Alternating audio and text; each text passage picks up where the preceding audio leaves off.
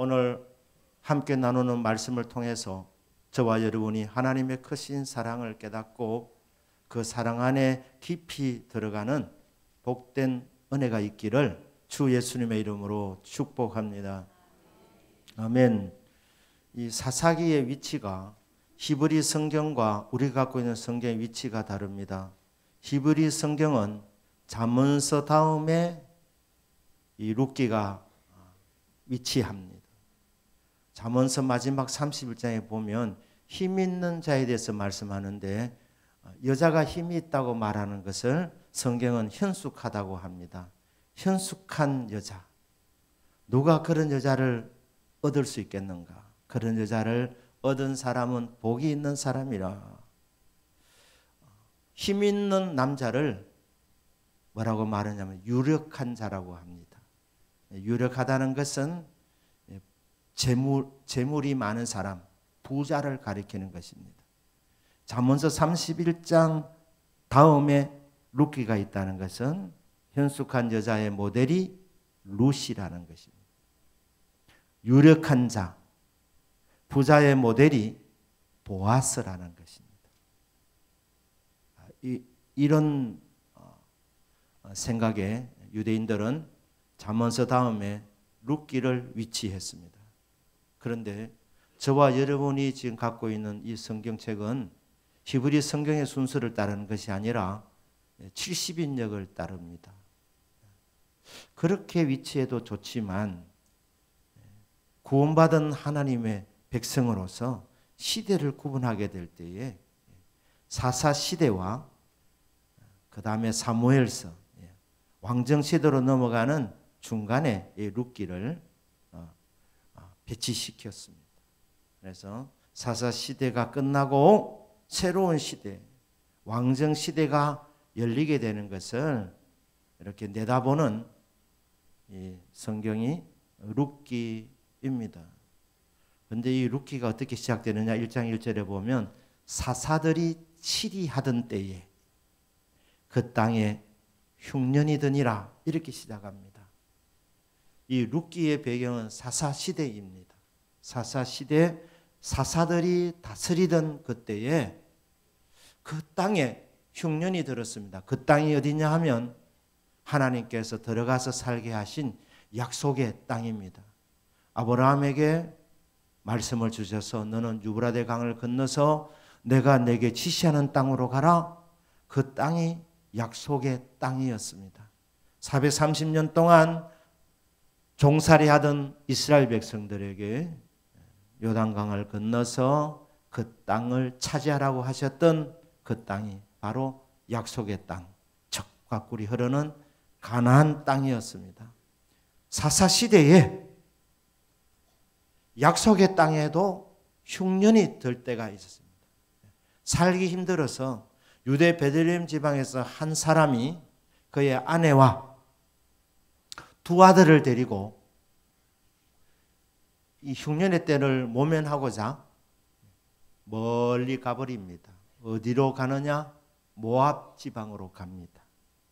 그곳에 영원히 살기 위해서 이민 간 것이 아니고 잠깐 소나기를 피하는 심정으로 이 흉년의 때에 잠깐 떠나갔다가 흉년이 그치게 되면 기근이 끝나면 돌아오리라는 계획을 갖고 엘리멜렉과 그의 아내 나오미와 말론과 기럨 두 아들을 데리고 모압 지방에 가서 거류했다. 그게 정착했다는 것이 아니고 잠깐 머물렀다.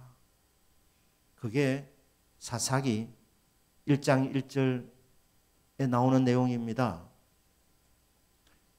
이 사사시대가 어떤 시대입니까?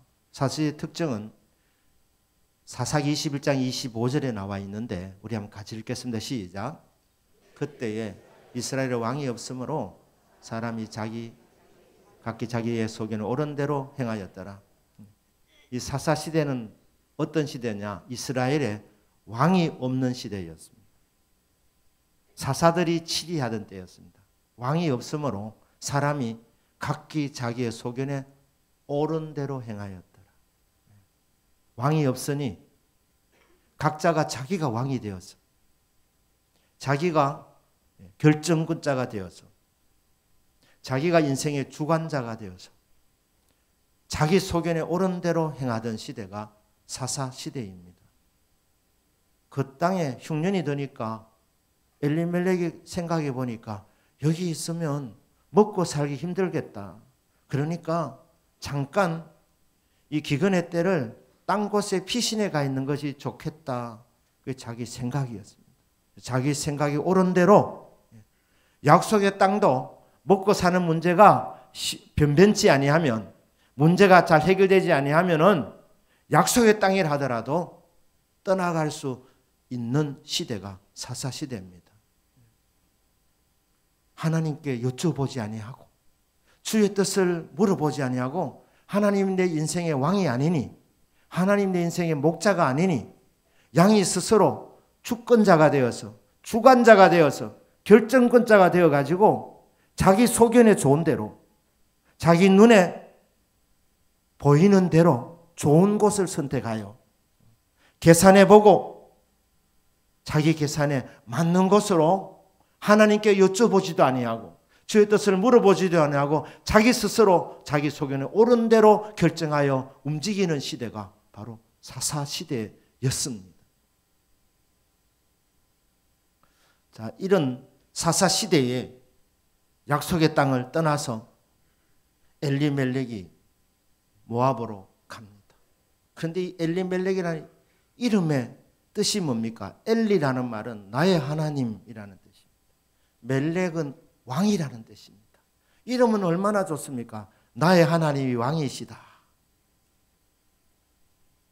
그냥 이 사람 하나님 믿는 사람인데 명목상 하나님 믿는 사람입니다. 이름의 뜻대로 나의 하나님이 왕으로 인정하고 섬긴다면 자기 소견에 옳은 대로 선택하는 것이 아니라 하나님께 여쭤봐야 되는 것입니다. 하나님, 경제가 어려운데 이 약속의 땅을 떠나가는 것이 합당합니까? 이렇게 하나님께 여쭤보고 하나님이 가라고 하면 가고, 하나님이 견디라 하면 견디고, 하나님이 머물라면 머물고, 하나님이 하라는 대로 하는 사람이 바로 하나님의 백성들 아니겠습니까? 그런데 이 사사시대는 얼마나 영적으로 어두웠냐 하면 하나님의 뜻을 묻는 사람 없고 전부 다 자기 소견에 옳은 대로 판단하고 선택하고 움직이는 시대였다, 이 말입니다. 그래서 나의 하나님이 왕이시라는 거창한 이름을 가진 이 엘리멜렉도 결정할 때 하나님께 기도로 물어보지 아니하고 자기 스스로 판단해서 자기 소견에 옳은 대로 모압 지방으로 갔습니다. 하나님을 떠나 멀리 멀리 갔습니다. 결과가 어땠습니까? 그곳에 잠깐 머물 줄 알았는데 10년 넘게 살게 되었습니다. 여러분, 사람이 자기 길을 계획할지라도 그 길을 인도하시는 분은 하나님이십니다. 하나님이 섭리하시고 하나님이 다스리는 것입니다. 내 계획대로 될 것 같으면 얼마나 좋겠습니까? 내가 꿈꾸는 대로 된다면 얼마나 좋겠습니까? 이 엘리멜렉이 가족을 설득 안 했겠습니까? 모압 지방에 우리가 오래 머물지 않는다. 잠깐 있다가 온다. 그런데 계획대로 안 됐습니다. 10년 넘게 머물러야 했습니다. 그곳에 머물러 있는 동안에 나오미의 남편 엘리멜렉이 죽습니다. 그것도 몰랐을 것입니다. 그리고 두 아들이 남아 있었는데 그곳에서 결혼합니다. 불신 결혼합니다. 두 사람 다 불신 결혼. 그도 그럴 것이 모압 지방에는 이스라엘 사람들이 거의 없으니까 신앙 안에서 결혼이 이 불가능한 장소입니다. 그들이 잠깐 있다가 오려고 했기 때문에 영구히 이주하려면 아마 가기 전에 결혼시켜가지고 아마 떠났을 것입니다. 그런데 그들 생각에 잠깐 갔다 올 거니까. 근데 그곳에서 10년 머물게 되면서 결혼을 해야 되니까 불신 결혼을 한 겁니다. 모압 여자 두 사람을 나오미가 며느리로 맞이합니다. 그런데 이게 웬일입니까? 두 아들이 죽습니다. 그것도 아무런 후사도 남기지 않고 두 아들이 떠나갑니다. 아들을 먼저 보내면 부모의 가슴에 자녀를 묻는다고 하지 않습니까? 이 나오미가 엄청난 불행을 겪은 것입니다. 경제 문제를 해결하기 위해서 갔다가 경제 문제도 해결되지 않았고 잠깐 있을 줄 알았는데 그 이방인의 땅에서 10년 넘게 살아야 되었고 그곳에서 남편 잃었습니다. 그리고 두 아들 잃었습니다. 그리고 그 집안에 후사가 없었습니다. 그러니까 아무런 소망도 없는 이런 이제 비참한 삶을 살게 되었습니다. 우리가 처음에 불렀던 찬양처럼 멀리 멀리 갔더니 여러분 주님을 떠나가는 삶은 자유가 아닙니다. 주님을 떠나가면 행복하지 않습니다. 주님을 멀리 떠나서 내 생각대로 내 속에 옳은 대로 선택해서 살면 행복하냐? 아닙니다. 불행해집니다. 비참해집니다.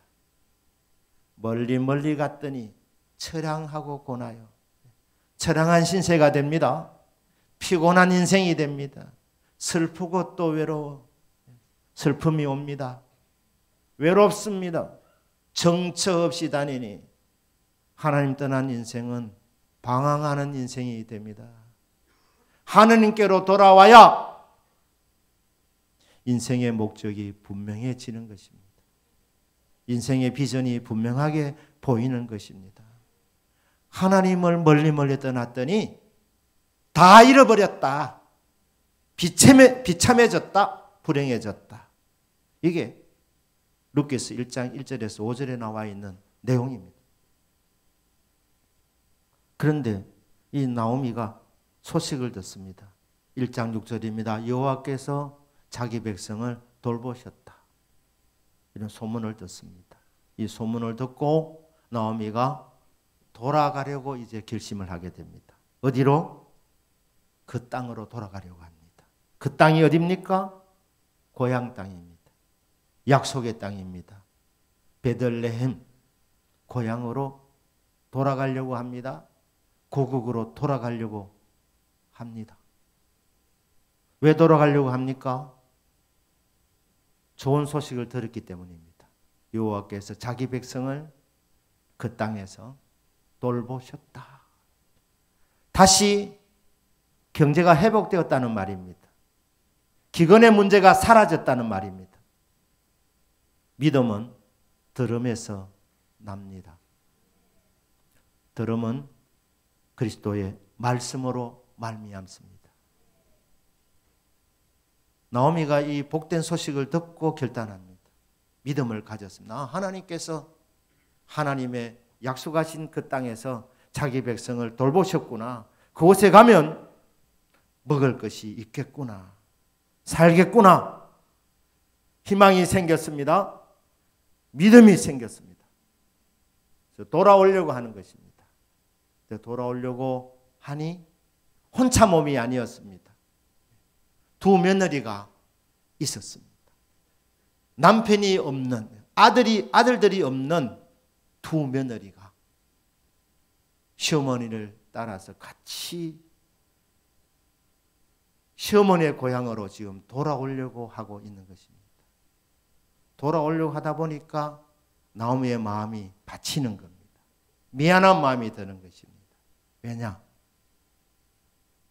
따라오면 모압 여자 이 두 사람은 이제 이방인으로 이렇게 살아가게 되는데 그곳에 와도 재혼을 못할 것 아니겠느냐 이런 생각이 들었습니다.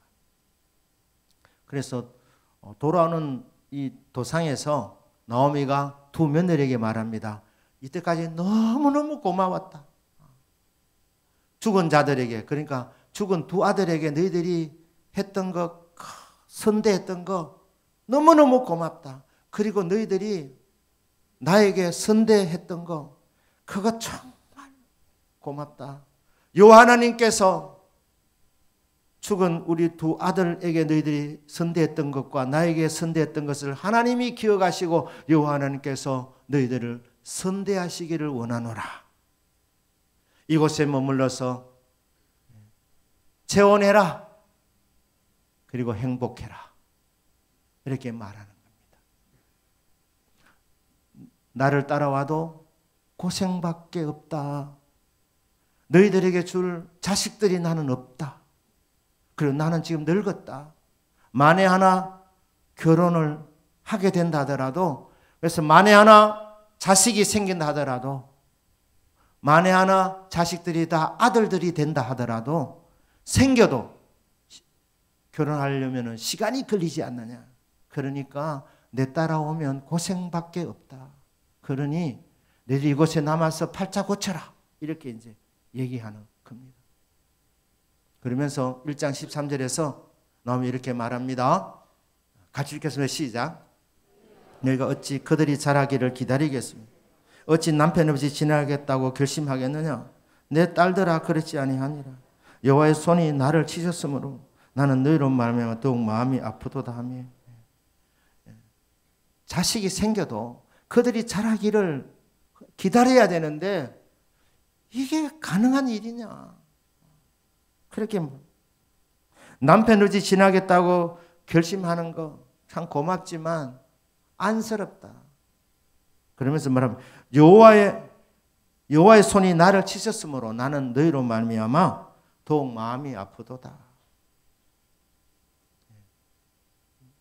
자기 소견에 옳은 대로 행하여 나갔더니 하나님께서 사랑의 매를 대셨다는 거예요. 여호와의 손이 나를 치셨다고 그렇게 말합니다. 그래서 나는 너희로 말미암아 더욱 마음이 아프도다. 여기 보면 너희로 말미암아 이래 되어 있는데 이 말미암아 이 부사가 여기는 또 원인자 같이 이렇게 말하지만 이 전치사는 비교급을 나타내는 전치사입니다. 그렇기 때문에 너희로 말미암아보다는 나는 너희들보다도 더욱 마음이 아프도다. 이게 더 맞는 해석입니다. 며느리든 너희들로 말면 너희들 때문에 내가 마음이 아픈 건 아닙니다. 효부들이었습니다. 효부들. 너희들 때문에 너희로 말미암아 내 마음이 아픈 게 아니고 내가 아픈 것은 하나님의 손이 나를 쳤기 때문이고, 그리고 너희들이 우리 집에 시집 와서 고생 많이 했다. 마음고생 많이 했다. 많이 아팠다. 그런데 가장 아픈 사람은 누구냐? 내가 가장 아프다. 그렇게 얘기하는 거예요. 왜? 남편 잃었지요. 두 아들 잃었지요. 먹을 것이 없어서 이제는 고향으로 하나님이 자기 백성을 돌봤다 그러니까 그곳에 가면 그래도 먹을 것은 있는가 싶어서 다 잃어버린 상태에서 돌아오는 이 심정. 이름은 또 나오미 이름은 기쁨입니다. 기쁨. 이름과 너무 안 맞는 현 상황 가운데서 얼마나 마음이 아프겠습니까? 그래서 가장 상처받은 사람은 나고 가장 마음이 쓰라린 사람은 나다. 여러분, 하나님의 백성이 하나님 멀리 떠나가면 아픕니다. 쓰라립니다. 고생입니다. 주님을 멀리하지 아니하시기를 주 예수님의 이름으로 축복합니다. 이 말을 딱 들어보니까 오르바가 시어머니 말이 맞거든요. 시어머니 따라가다 보면 남은 생에도 고생밖에 보이지 않는 겁니다. 그러니까 울면서 어머니 하면서 돌아갑니다. 그곳에 남습니다. 그런데 이 룻은 시어머니가 말합니다. 봐라, 네 동서도 돌아갔다. 여기 남았다. 그러니까 너도 여기 남아라. 내 따라오지 마라. 이렇게 말하니까 룻이 뭐라고 말합니까? 어머님, 내가 돌아가라고 그렇게 강권하지 마소서. 어머님이 가는 곳에 나도 가고 어머님이 멈추는 곳에 나도 멈추고, 어머니의 백성이 내 백성이 되고, 모함 여자였는데 국적 바꾸겠답니다. 시어머니 따라가. 그것도 남편도 없는 시어머니를 따라가지고 고향을 등지고 시어머니 백성이 내 백성이 되고, 가장 중요한 고백입니다. 어머니의 하나님이 내 하나님이 됩니다. 종교까지 바꾸겠다. 종교까지. 모압 종교가 아니라 시어머님이 믿고 따르는 여호와 하나님이 나의 하나님이 됩니다. 어머님께서 죽으시는 곳에 나도 뼈를 묻겠습니다. 죽음 외에 내가 어머니를 떠나게 되면 여호와 하나님께서 내게 벌을 내리시고 더 벌을 내리시기를 원하나이다. 무슨 말입니까? 목숨 걸었다는 말입니다. 여호와 하나님을 나의 하나님으로 믿겠고, 어머니의 백성을 내 백성으로 여기면서 어머니 돌아가실 때까지 어머님을 모시겠습니다. 이렇게 놀라운 결단을 하는데, 시어머니 보니까 이게 그냥 하는 말이 아닌 겁니다. 진실한 서약이었습니다. 이 말에 진심이었습니다. 그러니까 나오미가 돌아가라는 말을 그만두고 고향으로 돌아오게 되는 것입니다. 나오미는 이제 다시 고향으로 돌아오는 것입니다. 멀리 떠났던, 하나님을 멀리 떠났던 인생이 하나님께로 돌아가는 여정입니다. 그리고 룻은 그 시어머니 하나님을 나의 하나님으로, 나의 주님으로, 나의 목자로, 나의 왕으로 모시고 이제 살기 위해서 돌아오는 여정이었습니다. 하나님께로 찾아가는 여정이었습니다. 하나님께서는 돌아오는 그들을 기쁘게 받아주십니다. 여러분, 누구나 하나님을 찾으면 하나님 만나주십니다. 하나님께로 나가면 너 늦었다 하면서 하나님이 결코 내쫓지 아니하십니다. 내게 오는 자는 주님이 내쫓지 않는다고 했습니다. 주님이 맞아주신다 이렇게 말씀했습니다. 하나님께서 돌아오는 그들을 환영하시면서 돌아오는 그들을 위해서 하나님이 이 룻기에 보면 적어도 4가지를 준비하셨습니다. 섭리의 하나님께서 여호와 하나님을 나의 주 나의 하나님으로 고백하는 사람들을 위해서 하나님이 준비해 놓으신 것이 뭡니까? 첫째, 하나님이 먹을 것을 준비해 놓으셨습니다. 1장 22절에 보면 그들이 돌아올 때, 그때가 언제냐? 보리 추수를 시작하는 때라고 말씀합니다. 베들레헴 땅에 1년 365일 가운데서 먹을 것이 가장 풍성할 때가 언제냐? 보리 추수할 때. 베들레헴 사람들의 인심이 가장 좋을 때가 언제냐? 보리 추수할 때. 가난한 과부와 과부 둘입니다. 나오미도 과부고 룻도 과부인데, 이 인심이 가장 좋을 때 이 가난한 사람들을 그래도 이삭을 주면서라도 연명할 수 있도록 그렇게 하나님께서 조치하시는 것입니다. 그래서 돌아왔는데 딱 보니까 그때가 보리 추수가 시작되는 때였습니다. 하나님은 타이밍의 하나님이십니다. 하나님께 모든 것을 건 사람, 무엇을 먹을까, 무엇을 마실까, 무엇을 입을까, 경제 문제 걱정하면서 그것 때문에 하나님을 쫓아가는 것이 아니라 하나님을 그냥 순수하게 나의 하나님으로, 나의 주님으로, 나의 왕으로 그렇게 모시고 살기 위해서 하나님 앞에 나오는 그 인생을 위해서 하나님은 먹을 것, 마실 것, 입을 것은 준비해 놓고 계시는 것입니다. 아무것도 염려하지 마라. 무엇을 먹을까, 무엇을 마실까, 무엇을 입을까 염려하지 마라. 이것은 다 이방인들, 하나님 안 믿는 사람들이 구하는 것이다. 너희들에게 이런 것들이 필요한 것을 하나님 너희 아버지께서 너희들보다도 더 잘 아신다. 너희 해야 될 것은 너희는 먼저 그의 나라와 그의 의를 구해라. 하나님 기뻐하는 것을 먼저 선택해라. 우선순위가 하나님의 나라와 의를 구하는 것이다. 하나님 가장 기뻐하는 것이 무엇입니까? 성도가 믿음 생활하는 것을 가장 기뻐하십니다. 믿음이 없이는 기쁘시게 못하나니. 달리 말하면 믿음이 있으면 하나님을 기쁘시게 하는 것입니다. 믿음 생활에 우선순위를 두는 인생. 하나님 가장 기뻐하는 예배드리는 일에 우선순위를 두는 인생.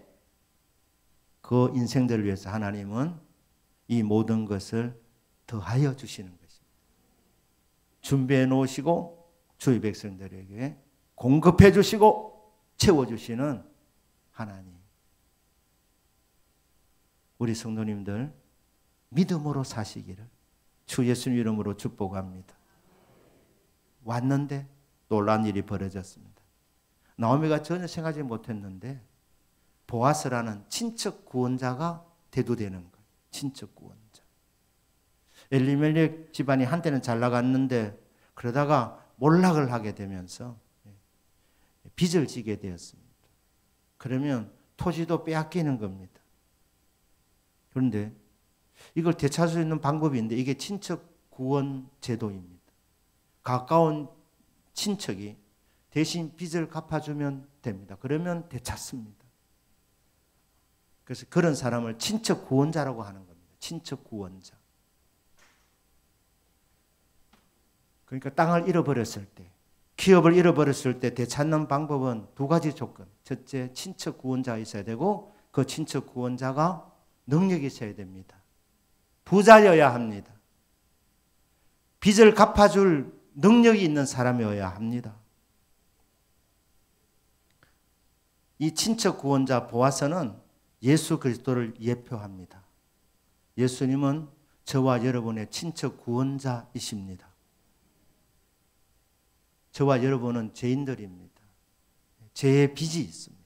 이 빚은 우리 힘으로는 갚을 수 없습니다. 그런데 능력이 많으신 예수님께서 우리의 빚을 탕감해 줄 수 있으십니다. 그래서 우리를 구원하시려고 주님이 사람 되셨습니다. 하나님이 인간 되신 것입니다. 창조주가 피조물이 된 것입니다. 왜냐하면 가까운 친척이 되시려고. 하나님과 인간, 이게 수준이 다르지 않습니까?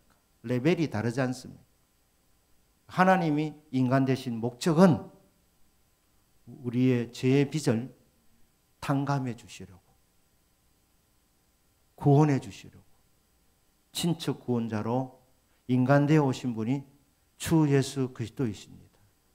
하나님 앞에 나가면 하나님께서 먹고 마시고 입는 이런 경제를 주님께서 해결해 주시고 무엇보다도 구원을 베풀어 주십니다. 하나님 믿는 목적은 구원받는 것 아닙니까?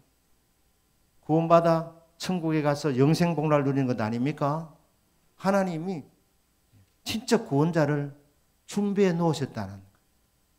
그 당시에 이 집안에 보아스가 친척 구원자였습니다. 저와 여러분들을 위해서 친척 구원자로 주신 분이 주 예수 그리스도. 주 예수 그리스도를 믿는 자는 구원받습니다.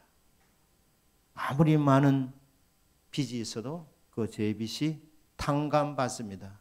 왜냐하면 십자가에서 우리의 모든 죄를 다 갚으셨기 때문에.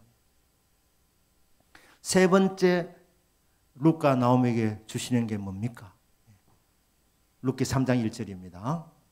같이 읽겠습니다. 시작. 내 딸아 내가 너를 위하여 안식할 곳을 구하여 너를 복되게 하여야 하지 않겠느냐. 세 번째 준비해 놓으신 것이 바로 안식처였습니다. 하나님이 안식할 곳. 우리 인생은 수고하는 인생입니다. 수고하고 무거운 짐진 자들아 다 내게로 오라. 내가 너희를 쉬게 하리라.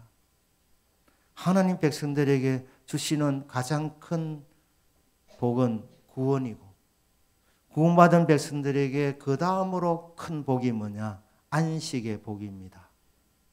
쉼의 복입니다. 천국 가면 한마디로 안식을 누리는 삶입니다. 영원한 안식을 누리는 겁니다. 그럼 이 땅에 하나님이 주의 백성들에게 이 안식을 성도님들의 가정에서 주시는 겁니다. 그것은 천국에서 맛볼 이 영원한 안식을 이 땅에서 조금씩 맛보고 살아가는 것입니다. 그래서 천국을 사모하면서 살아가도록 하나님 주시는 안식처가 바로 우리 성도님들 가정들입니다. 이 룻에게 하나님 안식처를 준다는 말은 결혼시키겠다는 말입니다. 남편을 만나게 주신다는 겁니다. 룻은 재혼하려고 이곳에 오지 않았습니다. 재혼하려면 그곳에 남았죠. 하나님을 제대로 믿으려고 하나님 백성들이 사는 곳으로 왔습니다. 그런데 하나님께서 이 룻을 위하여서 하나님이 남편을 준비해 놓으셨습니다. 그래서 결혼해서 그 가정 안식처가 되도록 그곳에서 쉼을 얻고 행복을 누리도록 하는 장소를 허락해 주신 것입니다. 그리고 네 번째 이 룻에게 준 선물, 나오미에게 준 선물이 뭡니까? 그것은 자식이었습니다. 자녀인데 이 자녀도 좋은 자녀를 하나님이 주셨습니다. 룻기 4장 15절입니다. 우리 같이 읽겠습니다. 시작. 내 노년의 복량자로 곧 너를 사랑하며 7 아들보다 귀한 네 며느리가 낳은 자로다 하니라. 여기 보니까 나오미에게 생명의 회복자로 손자를 주신 거예요. 나오미가 늙고 병들어 힘이 없을 때 노년의 복량자로 준 손자가 오벳입니다. 오벳의 이름의 뜻이 뭐냐면 섬기는 자라는 뜻입니다. 땅을 섬기는 자를 경작자라고 말씀드렸습니다. 국가에 봉사하는 사람을 우리는 군인이라 할 수 있습니다. 여호와를 섬기는 자를 예배자라고 할 수 있습니다. 부모를 섬기는 자를 복량자라고 하는 거예요. 심청 아시지 않습니까? 복량하는 심청. 복량자, 효자를 주신 거예요. 효자 손자를 보게 해서 사람이 여러분 늙으면 서럽습니다. 왜냐하면 다들 싫어하니까요. 힘없다고 싫어하고 냄새 난다고 싫어하고 이유들도 참 많습니다. 하여튼 싫어합니다. 할머니 싫어요. 이래 합니다. 아이들이. 그런데 이 오벳은 말입니다. 할머니 너무너무 좋아하는 거예요. 할머니 오래오래 같이 우리 살아요. 이라는 거예요. 노년의 복량자. 나오미의 천국 갈 때까지 복량자로 하나님께서 돌아온 나오미에게 오벳을 붙여주시고 룻에게 좋은 아들을 주셨습니다. 선대하는 자, 선을 베푸는 선한 아들을 주셨다는 거예요. 하나님께로 돌아오는 인생에게 모두가 다 이 네 가지를 다 받는 것은 아닙니다. 어떤 분은 더 받을 수도 있고 5만 가지 복을 받을 수도 있고 어쨌거나 하나님 앞에 나오는 사람 하나님은 복을 주시고 구원을 베풀어 주십니다. 우리가 할 일은 그 하나님께로 돌아가는 것입니다. 룻기의 마지막은 족보가 나옵니다. 베레스의 족보입니다. 구약 성경에 족보는 한 사람 한 사람이 소중하지만 그 중에서 7번째 사람과 10번째 사람이 강조되어집니다. 이 족보의 7번째 사람 이름은 보아스입니다. 10번째 사람의 이름은 다윗입니다. 다윗은 보아스의 정손자가 됩니다. 이 족보로 끝을 낸다는 것은 이제 사람들이 자기 소견에 옳은 대로 행하던 시대, 그게 자유 같지만 행복할 줄 같았지만 영적으로 어두운 시대, 비참한 시대, 불행한 시대, 이 시대가 이제 끝나고 다윗이 왕이 되는 왕정 시대가 오게 된다. 이렇게 하면서 룻기가 끝이 나고 있습니다. 오늘 이 설교를 마감하면서 여러분 각자가 스스로 물어보시길 바랍니다. 하나님은 나에게 어떤 존재인가? 하나님이 여러분 인생의 주인이십니까? 인생의 결정권이 여러분에게 있습니까? 하나님에게 있습니까? 여러분에게 결정권이 있으면 여러분은 지금 21세기를 살아도 사사시대를 살아가고 있습니다. 사사시대는 끝난 것이 아닙니다. 지금 이 시대를 살아가는 사람 둘 중에 한 시대를 살아가고 있습니다. 내가 왕이면, 내 소견에 옳은 대로 행하면 그 사람은 사사시대를 살아가고 있는 것이고, 하나님이 내 인생의 왕이시면, 하나님이 내 목자이시면 그 사람은 왕정시대를 살아가는 것입니다. 바라건대 저와 여러분은 사사시대가 아니라 왕정시대를 살아갈 수 있게 되시기를 주 예수님 이름으로 축복합니다. 하나님 믿는다 말로만 하는 것이 아니라 여러분 중요한 결정이 있을 때마다 여러분 스스로 판단해서 여러분 소견에 옳은 대로 결정하는 것이 아니라 왕이신 하나님께 여쭈어보고 하나님이 하라는 대로, 하나님이 가라면 가고, 하나님이 멈추라면 멈추고, 하나님이 참으라면 참고, 하나님이 버티라면 버티고, 하나님께서 말씀하시는 대로 움직이는 사람, 그 사람을 하나님께서는 푸른 풀밭, 실만한 물가로 이끌어 주십니다. 그 사람에게 하나님은 준비해 놓으신 복들을 풍성하게 베풀어 주십니다. 무엇보다도 구원받게 하시고 구원을 누리게 하십니다. 무엇보다도 힘이 없는 이 세상에 참된 쉼을 누리게 하십니다. 이 은혜가 있도록 여러분 마음에 주님을 나의 주, 나의 하나님으로 모시고 하루하루 살아가는 이 은혜가 있기를 주 예수님의 이름으로 축복합니다. 아멘. 기도하겠습니다.